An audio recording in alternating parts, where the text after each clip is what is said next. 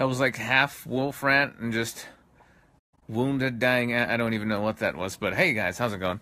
I'm in a hammock in Ecuador. It's good. There's the view. I like showing off the view. It makes me happy. Just makes me happy showing off the view. There it is over there. This is mainly mountains and nature. So I wanted to talk. Hopefully this won't be for hours and hours.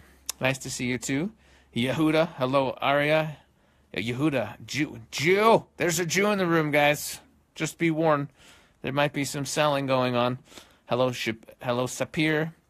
Where are you at? I'm in Ecuador. Is that how you say your name? Aguo? What's up, dog? Nice to see you.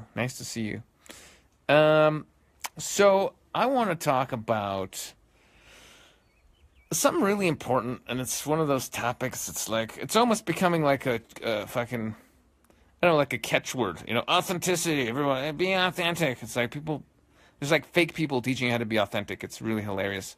But when I see like people, especially where I came from in the pickup industry, right? My background, if you don't know, with the name Sasha Day Game, was the whole pickup industry and dating and all this. And it's a lot of fakeness. I mean, like the whole, like if somebody asks me like, why did you decide to leave the whole pickup sphere?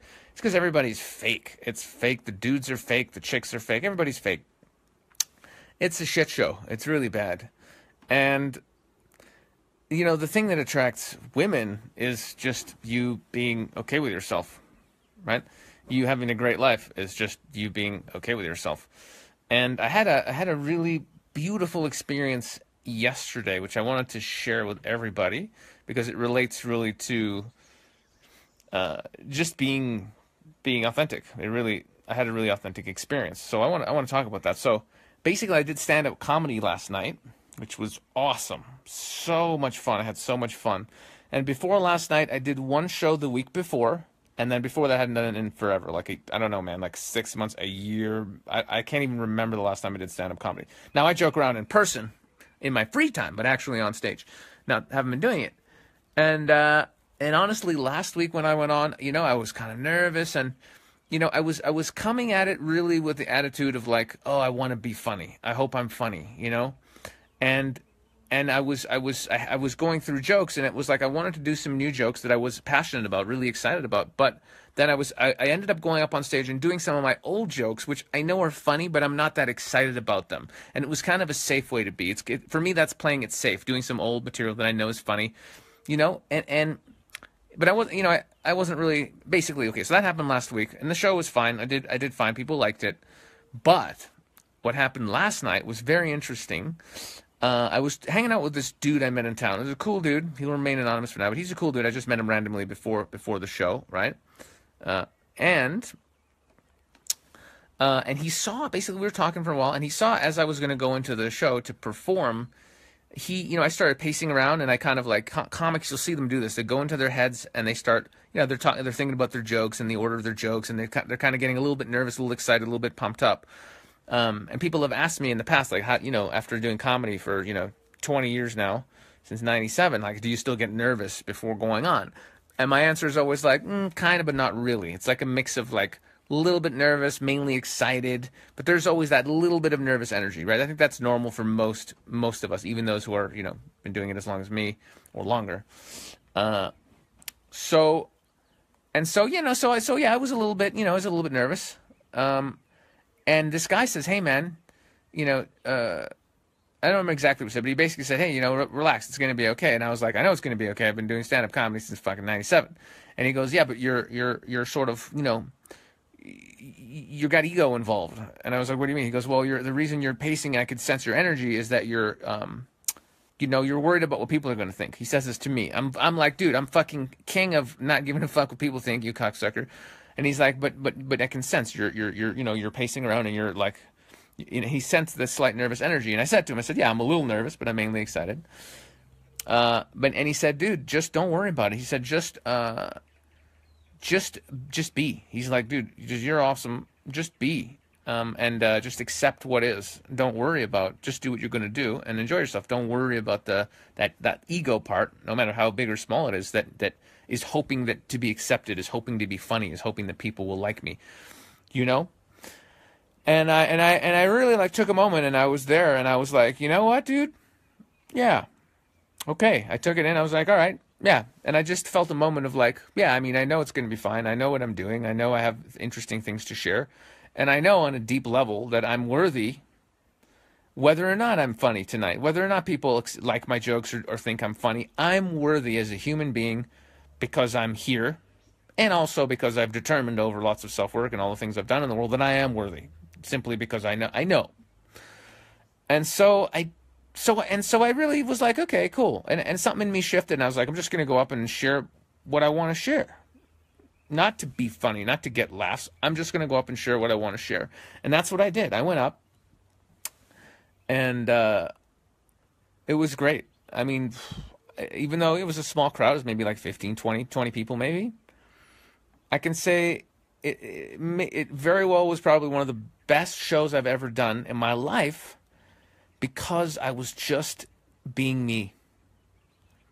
Really, I was I wasn't worried about it. I was really honest with the audience. I think I was more honest with the audience than I ever have been in my whole life.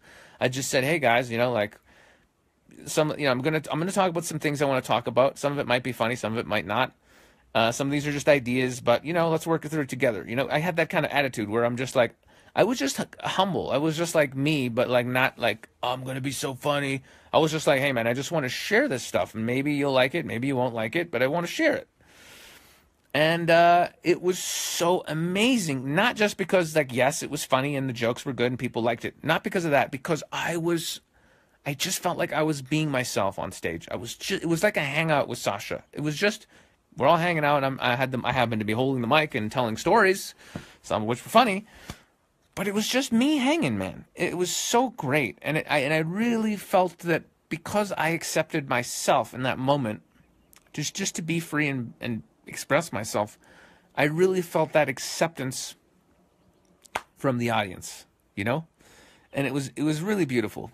It was really beautiful, and it's been dawning on me recently that that's what's been missing from my comedy, because people say to me, people who've seen me live and who know me, they're like, dude, and again, ego aside, but I've heard this many times, hey man, you're a really great comic, you're really funny, how come you're not doing that? How come you didn't make it bigger? How come you never, you're not on TV? And I'd say, oh, well, I don't know, whatever, I got into the pickup thing and blah, blah, blah, and I was a little outrageous and, I'm not everyone's flavor. But I think the truth is that I wasn't really comfortable being me on stage. I hadn't fully accepted myself. So yes, I could go up there and be loud, and I could tell jokes that were funny, and I really did master the art of stand-up, like writing a good joke and performing it. Hey, I got videos of me killing it doing that. But was I truly okay with me? Was I really in my heart? Was I really in a place where I could just express myself authentically and be who I was? The answer is no, I wasn't. And that's why I was being so loud. If you watch my older videos, I was being so loud and over the top because I had to force myself on the audience because I didn't truly believe my own shit. I believed I was funny, but I didn't really feel comfortable with myself, okay? And that's why I was forcing it. I was forcing it because on a deeper level, I didn't love and accept myself fully. Okay? And this is really profound, man. Like, this is really profound. I mean, 97, I did stand up full time, 97 to like 2000 and probably 10. That was my income. I paid rent, bills, food by doing stand up comedy. I'm funny, but I didn't fully love and accept myself. And I think that's what stopped me from really, getting to that next level. And that's why I got sucked into the PUA stuff because, it was great. I was getting kind of in a way more love, and there was maybe my ego was just getting even more massage. I don't even know, but I got sucked into it, and it was a beautiful adventure. But such a profound realization, that and I felt it, and I felt it years ago. I would see comics that weren't technically as funny as me, but they would do better. They would do better. They had a better relationship with the audience. And an example of this was were those guys called the Kiwi guys? They had a show. They're really famous from New Zealand. I know them. I know the name. You know those guys, right? They're from New Zealand. They had a TV show, and they're super funny. Someone will type it. It'll hit me in a second. But anyway, these guys went on stage in like 2005. I was their opening act. Flight of the Conchords, that's them. Really nice guys. And I was their opening act, and I was way funnier than them. Not even close. You can't even compare it. My laughs were just, I shat all over them in terms of laughs. Audience loved them more. And I was like, why? I was funnier. Why did the audience love? And it's because they were so comfortable in their own presence and being who they were, and they were so likable, and they were so authentic. That connection was more powerful and ultimately was more important to the audience than just me, just being more funny. And that's and I always wonder, how could, what the fuck? And I get it now. I really get it. So sharing all that story, I want to relate this back to dating for all the guys who are, have been following me for a little while in the dating space, okay? So same thing exactly, right? I already alluded to it a couple of minutes ago when I was talking. I was saying, when I'm forcing these jokes, these punchlines, it's the same thing as trying to lead an interaction to get to a certain place and forcing it, right? If I say this thing, she'll like me. If I say this thing, she'll laugh. If I talk about how much money I make or my fancy friend or my famous friend or how great I am or whatever, then she'll realize I'm cool. Then she'll want to go on a date with me. Trying to hit these points, this is exactly what Mystery Method is about. For the trying to, I'll say this story and this thing, and then I'll push this button, and I'll make her attracted to me by doing this and this and this and this and this. It's fucking bullshit, guys. It's fucking bullshit. Right? We're doing all these things because we don't fully accept and love and trust ourselves. That's why we're doing all this bullshit. It's crap. It's crap, guys. So if you're, it's all the same. Being real, being yourself, being comfortable with who you are, it's all the same. It doesn't matter if you're doing stand-up comedy like I've been. It doesn't matter if you want to meet girls and go on dates and get a girlfriend. It doesn't matter if you're starting a business and you want to do something in the world and make money and whatever. And it doesn't matter if you're healing the body, if you're on a healing path and you'll heal yourself. And it doesn't matter if you're going on the spiritual path and you want to connect with the universe and all it is. All of it will only come to you and really, really, really happen for you if you're truly authentic and present and real, and you're okay just being you, as fucked up as you are and as retarded the things you've done, and just all of it, and as damaged. Just be okay with you. It's okay. You're okay. Doesn't mean you don't have to improve on yourself. Doesn't mean there's not room to get better and more amazing and learn more and change and grow. There's always room for that for all of us, but you're okay being you.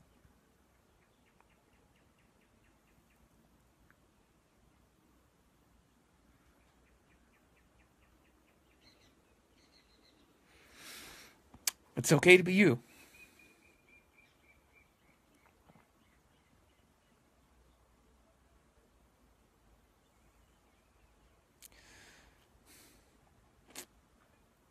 I'm emotional because I'm 38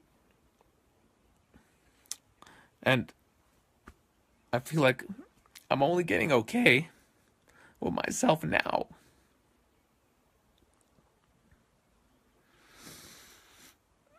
And it's awesome. It's really awesome. I have to end the video if I break down and cry, guys. That's basically what I wanted to say. Any questions?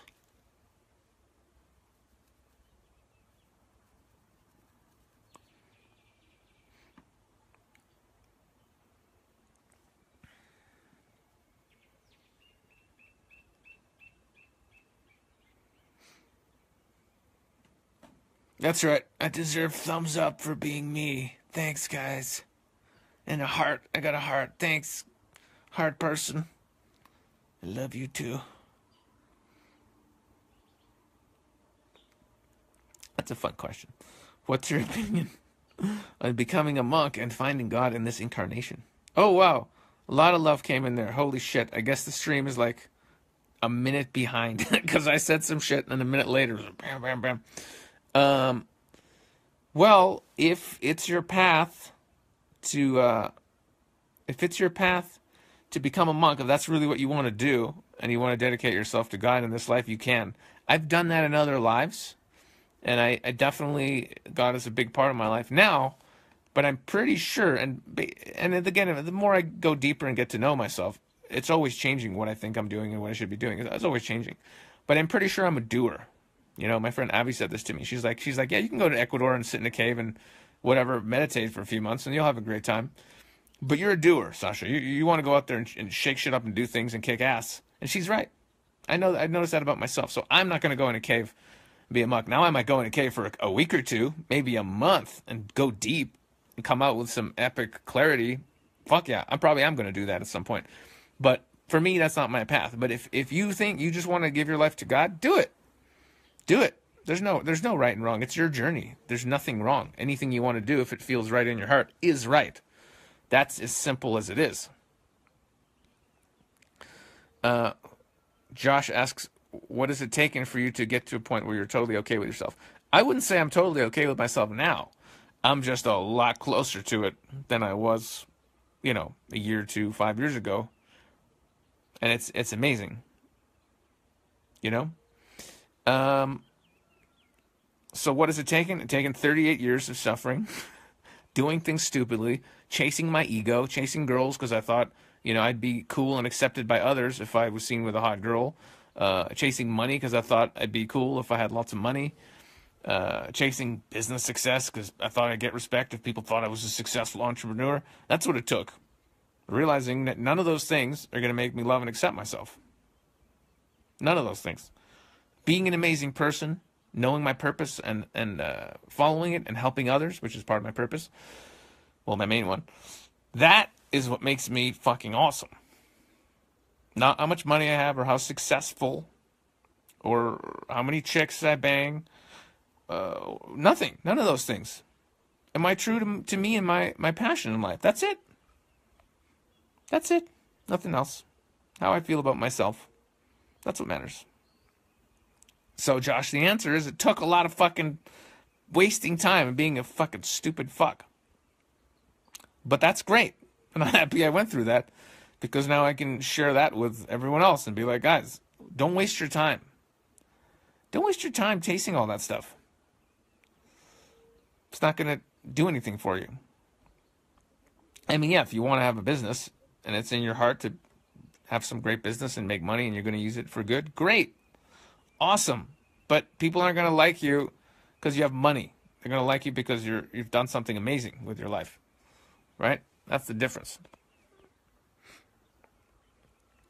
Champion du monde. Champion of the world, that means, by the way, guys. Because that's right. I speak French. Do I still use canned material? Well, no. Well, it depends what you mean by canned. I don't even know if you mean comedy or pickup. In pickup, no. In stand-up, I never did. I think I tried in 2005, but that didn't work out very well. And if you mean in comedy, canned material would be other people's material or stolen material or something. No, I don't do that. I use my own material, and I prefer using new jokes than old jokes.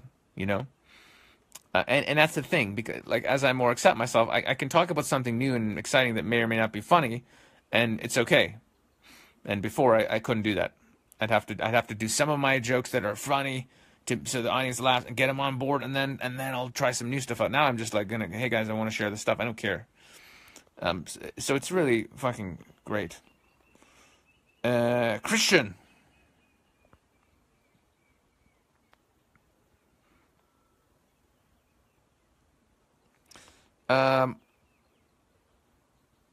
Yeah, I mean,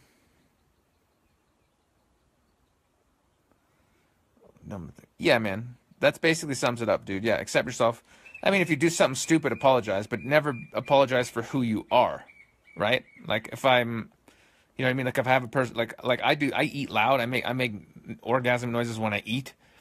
I make jokes that sometimes people think like that was inappropriate or whatever, and I talk about crazy shit. I'm not gonna apologize for those things, but if I step on your foot or I accidentally, like I misspoke, or I didn't think and I said something that hurt someone's feelings, then I will. If I just did something retarded, I will. Well, sorry, man, I didn't mean that. Of course I will apologize. But for who I am, I will never apologize for who I am. No, and I will never apologize for speaking the truth, even if people don't like it or they disagree. No, those things I'll never apologize for. But if I fuck up, I fuck up all the time. I fuck up all the time, so that's not a big deal. What's next for Sasha? I'm going to build the Infinite Man brand and help guys wake up and have awesome lives. I'm going to build my spiritual podcast and help people wake up to the love of the universe and the divine. Woo! And yeah, that's what I'm going to do. And with the Infinite Man, that's helping guys with everyone, right? Everything, having more money, business, great woman. All of those things. What do I eat? That's a good question. What is your suggestion for balding men? Stop being bald. That's my suggestion. Well, don't worry about balding. Don't worry about it. Shave it off and be bald. Don't worry about it. Who gives a shit? What do I eat? I eat pretty good. I like sugar, but I'm cutting sugar out. I'm about to start a diet, which I'll talk about at some other time, but it's just a diet that's good, and you drink some fermented stuff, and you clean out the body, so I'll be doing some crazy stuff. So we'll see. All right, guys. I gotta run. I got things to do, as you can imagine. But this has been great. I'm very happy I did this. I don't usually do Facebook, but if you see this video, Sundays at 1 o'clock on YouTube, I go live. So just go on my YouTube channel, and I'll be there on Sunday live again. It'll be a great time. What else should I plug? Oh yeah, I'm going live with Rebecca Tsagani. She's amazing if you don't know her. Sunday for the Infinite Man Academy. It's like a live training. So if you're in there, if you're in the academy, you'll see me in there, and that'll be great. If you're not, well, you're screwed. You should have joined because it's going to be great. And that's about it, really. I think that's it. I'm not upside down. Woo! I'm totally right side up. Look at that. You're upside down, buddy. Yeah. Okay. I'm out of here. Thanks, guys. I'm out. See you later. I love you all.